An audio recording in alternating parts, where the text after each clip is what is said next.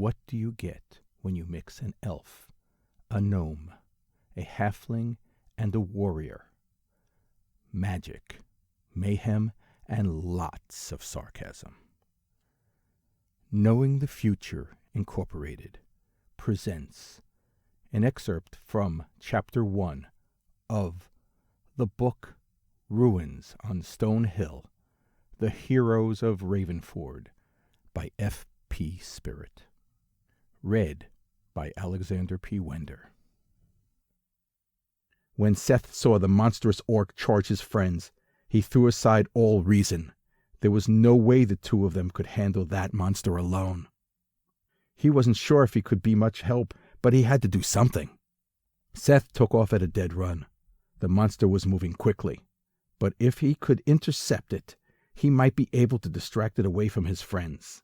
Swiftly reaching the second wagon, he leapt up the side.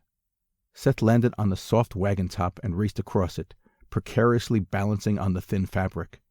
He stopped at the very edge and was about to launch himself onto the beast's back when shouts came from the front of the caravan. Seth paused, chancing a quick look toward the lead wagon. Down the road and closing fast was a rider dressed in red armor, yelling something that sounded like, "Panic!" The warrior repeated the cry as he closed in on them, and Seth heard it clearly this time. Penwick.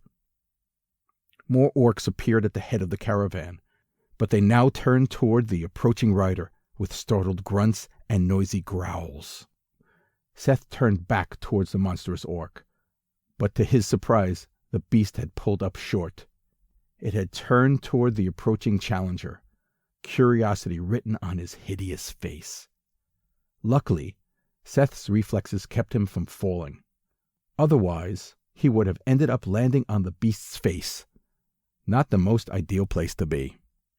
The crowd of orcs stared all around, as if unsure what to make of the lone rider. Finally, they mustered up their courage and charged to meet him. All except for the huge one.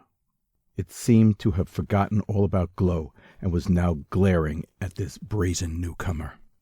Seth glanced over at his elven friend. He was white as a sheet, still frozen in place.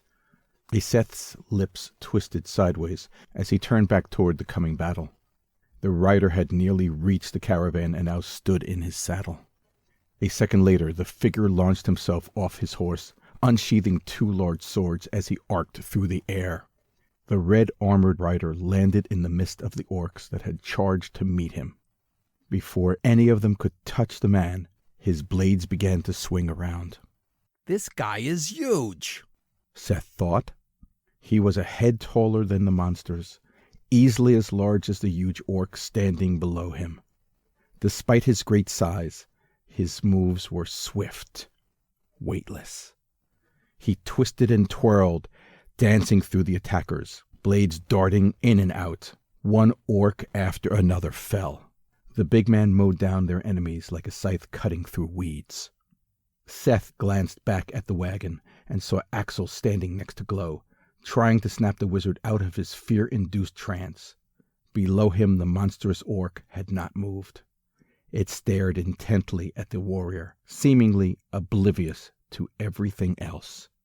The fight continued on, orc after orc falling. Some of them pulled back from battle and drew their bows. Abruptly, 4 of them fell to the ground, motionless.